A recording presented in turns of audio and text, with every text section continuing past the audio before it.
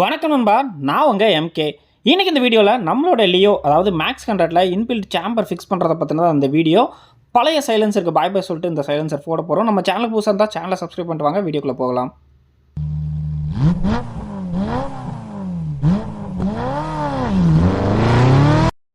வீடியோக்குள்ள போகிறக்கு முன்னாடி இந்த ப்ராடக்ட்டை பற்றின ஒரு குட்டி ஸ்டோரி, ஒரு சின்னதாக ஒரு ரிவ்யூ பார்த்துடலாம். அதுக்கு முன்னாடி இந்த ப்ராடக்ட் உங்களுக்கு வேணும், ஆர்எக்ஸோட சுசுகியோட இன்பில்ட் சேம்பர் இல்லை பலூன் சேம்பர் வேணும்னா நம்ம ஷாப்பை விசிட் பண்ணுங்கள். நம்ம ஷாப் திருப்பூரில் லொக்கேட் ஆகிருக்கு. எம்கே பைக் ரிப்பேர் ஷாப் திருப்பூரில் லொக்கேட் ஆகிருக்கு. ஸோ இன்ஸ்டாவில் இருந்தீங்கன்னா மறக்காமல் பேஜை ஃபாலோ பண்ணிக்கோங்க. நிறையா ஸ்டோரியில் டெய்லி ஆஃபர் அப்டேட் போடுவேன். ஸோ ஸ்பெஷல் ஆஃபருக்கு பேஜை ஃபாலோ பண்ணிக்கோங்க. ஓகே, இந்த நட்டை ரிமூவ் பண்ணிட்டீங்கன்னா உள்ளே என்ன இருக்குன்னு பார்த்துரும். அதுக்கு முன்னாடி ஒரிஜினல் எப்படி இருக்குன்னு சொல்லிட்டு பார்த்துடலாம். ஸோ ஒரிஜினலில் உள்ள இருக்க மஃப்ளர் வந்து பார்த்தீங்கன்னா இந்த மாதிரி ஒரு 6 ஸ்டெப்பு 5 ஸ்டெப்பு வந்து சவுண்ட் அரெஸ்ட் பண்ணும். இந்த கேப்ல எல்லாம் கிளாஸ் அவுல்னு சொல்லிட்டு ஒன்று பஞ்சு ஒன்று வச்சுருப்பாங்க. ஸோ அது வந்து சவுண்டை இன்னும் அரெஸ்ட் பண்ணிட்டு தான் வெளியே வந்து அந்த சவுண்டை வந்து கொடுக்கும். இதுதான் ஒரிஜினலோடைய கான்செப்ட். நிறையா தடைப்படுறதுனால பவரும் கொஞ்சம் டவுன் ஆகும். இப்போ நம்மளோட இதில் பார்த்துடலாம். ஸோ ஜஸ்ட்டு ஃப்ரண்டில் ஒரு கோன் இருக்கும், அது போக ஒரே ஒரு மஃப்ளர் டைப் ஒன்று தான் இருக்கும். ஸோ அதனால் உங்களுக்கு ஃப்ரீ ஃப்ளோவாகவும் இருக்கும், உங்களுக்கு பவரும் வந்து நல்லாவே ஜென்ரேட் பண்ணி கொடுக்கும். ஓகே, இப்போ சைலன்சர் ரிமூவ் பண்ணுறதுக்கு இந்த இடத்துல ஒரு ஸ்டே இருக்கும். அந்த நட்டை நீங்கள் ரிமூவ் பண்ணுற மாதிரி இருக்கும். ஃப்ரண்ட்டில் இன்ஜினோட கனெக்ட் ஆகிருக்கும், அதே ரிமூவ் பண்ணணும். அதுக்கு முன்னாடி வித்தவுட் மஃப்ளர் சவுண்ட் எப்படி இருக்குன்னு பார்த்துடலாமா?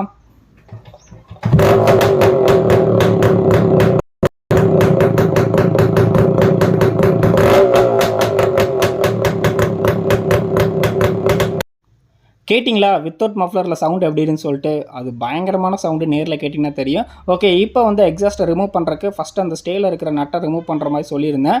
நீங்கள் அடிஷ்னலாக பேக் ஃபுட்ரெஸ்ட்டையும் நீங்கள் ரிமூவ் பண்ணுற மாதிரி இருக்கும். அப்படின்னா தான் ஃபுல்லாக வெளியே எடுக்க முடியும். கொஞ்சம் நேரம் கழித்து ஃப்ரண்ட் ஃபுட்ரெஸ்ட்டையும் ரிமூவ் பண்ணதுக்கப்புறம் தான் சைலன்சரை வெளியே எடுக்க முடிஞ்சிச்சு.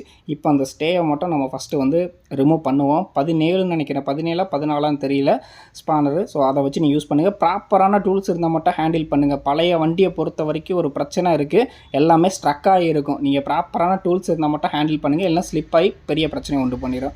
ஓகே, இப்போ அந்த ஸ்டேயை ரிமூவ் பண்ணியாச்சு. அப்படி பின்னாடி இருக்கக்கூடிய ஃபுட் ரெஸ்ட்டையும் நம்ம ரிமூவ் பண்ணிடலாம். அப்படின்னா தான் அதை வந்து ப்ராப்பராக வெளியே எடுக்க முடியும். ஸோ இந்த இடத்துலையும் ஒரு போல்டு வந்து கனெக்ட் ஆகிருக்கும். அந்த போல்ட்டையும் நீங்கள் ரிமூவ் பண்ணிட்டீங்கன்னா அந்த ஃபுட் ரெஸ்ட்டோட செட்டை வந்து அப்படியே டோட்டலாக வெளியே எடுத்துடலாம். மறுபடியும் சொல்கிறேன், ப்ராப்பரான டூல்ஸ் இருந்தால் மட்டும் பழைய வண்டியில் கை வைங்க, இல்லைன்னா உங்களுக்கே 7.5 ஆயிரும். இல்லைனா நீங்கள் மெக்கானிக் ஷாப்பில் கொடுத்து ஃபிக்ஸ் பண்ணிக்கோங்க. ஓகே, இப்போ ரெண்டுமே நம்ம ரிமூவ் பண்ணி முடிச்சாச்சு. ஸோ அடுத்து வந்து ஃப்ரண்ட்டில் போவோம். ஃப்ரண்ட்டில் அதோட ரொம்ப டிஃபிகல்ட்டு, ஏன்னா அது ரொம்ப எத்து போய் இருந்தது. ஸோ நார்மலாக கலட்ட முடியல, கொஞ்சம் ரிஸ்க் எடுத்து தான் கலட்டினேன். ஃப்ரண்ட்லேயும் நம்ம ரிமூவ் பண்ணியாச்சு. உள்ளே வந்து ஒரு கேஸ்கட் இருக்கும், எல்லா வண்டிக்குமே இருக்கும். பைப் வந்து இடத்துல செட் ஆகிற இடத்துல ஒரு கேஸ்கட் கொடுத்துருப்பாங்க. அது நல்ல கண்டிஷனில் இருக்கான்னு பாருங்கள். மேபி டேமேஜ் ஆச்சுன்னா ஒரு 20 ரூபீஸ்க்குள்ளே தான் வரும். நீங்கள் புதுசு போட்டுருங்க, போட்டிங்கன்னா உங்களுக்கு கரெக்டாக இருக்கும். இல்லைனா சவுண்டு ஃப்ரண்ட் வழியாகவும் லீக் ஆக ஆரம்பிச்சிடும். நம்ம இதில் ஓரளவு கண்டிஷனாக இருந்துச்சு, அதையும் யூஸ் பண்ணிக்கிட்டோம். அதுக்கப்புறம் கலட்டினதுக்கப்புறம் தான் எங்களுக்கே தெரிஞ்சு ஃப்ரண்ட் ஃபுட்ரெஸ்ட்டை கலட்டினா மட்டும்தான் ப்ராப்பராக கலட்ட முடியும், இல்லைன்னா சைலன்சரே வெளியே வரலை. ஸோ அதுக்கு உள்ளே பார்த்தேன், உள்ளே அங்கே ஒரு நட்டு இருக்குது பாருங்கள். அதை கலட்டுறதுக்கு கிட்டத்தட்ட 2 ஹவர்ஸ்க்கு மேலே ஆயிடுச்சு. உள்ள ஸ்பேனரும் ப்ராப்பராக கொடுக்க முடியல, அந்த ஸ்பேனரை வச்சு பவரும் கொடுக்க முடியல. ஒரு வழியாக ஒரு 2 ஹவர்ஸ்க்கு அப்புறம் அதை ரிமூவ் பண்ணிட்டோம். நான் சொன்ன கேஸ்கட் இது தான். ஸோ அதை நீங்கள் ரிமூவ் பண்ணி நீங்கள் தாராளமாக எடுத்துக்கலாம். கண்டிஷன் சரியில்லைனா புதுசு போட்டுக்கலாம்.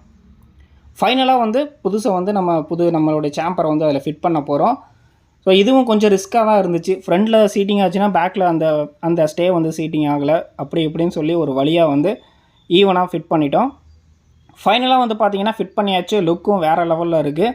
ஸோ ஒரு சின்ன ரிவ்யூ பார்த்துடலாம். ஒரு எக்ஸாஸ்ட்டை மட்டும் மாற்றினா பைக்கோடைய டார்க் இந்த அளவு சேஞ்ச் ஆகுமா, என்னால் நம்பவே முடியல. ரைட் பண்ணுறப்ப ரிவ்யூ கொடுக்கலான்னு நினச்சேன், தனி வீடியோவை பண்ணுறேன். நார்மலாக அக்ரா வீக்கில் நம்ம வண்டியில் போடுறப்போ ஃப்ரீ ஃப்ளோவாக இருக்கும். ஸோ அந்தளவுக்கு ஒரு சின்ன வித்தியாசம் தெரியாது, கொஞ்சம் தான் பவர் இம்ப்ரூவ்மெண்ட்டாக இருக்கும். பட் இதை ஃபிக்ஸ் பண்ணதுக்கப்புறம் வண்டியோட டார்க் டாப் ஸ்பீடு அந்தளவுக்கு டிஃப்ரெண்ட் தெரியல.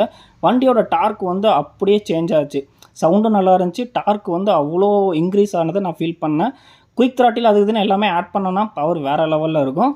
ஸோ ப்ராடக்ட் வேணால் நம்ம ஷாப்பை விசிட் பண்ணுங்கள்.